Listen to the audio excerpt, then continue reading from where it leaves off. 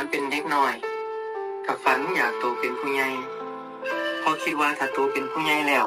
สิเฮ็ดอิหยังก็ได้บ่มีผู้ใดห้าม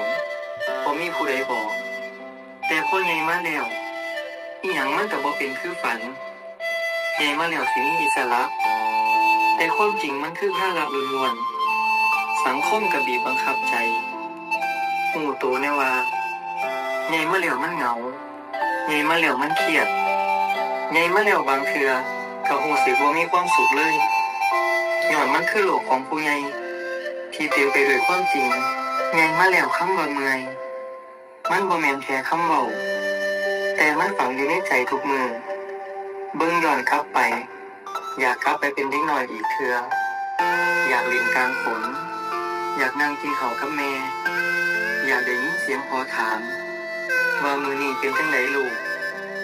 ตอนนั้นบ่มีเงินหลายแต่มันอุ่นใจใหญ่มาแล้วได้ทุกอย่างที่เคยอยากได้แต่ก็เสียทุกอย่างที่เคยมีใหญ่มาแล้วเลยได้รู้ว่าความสุขบ่ได้อยู่ที่การโตเป็นผู้ใหญ่แต่มันอยู่ที่หัวใจดวงน้อย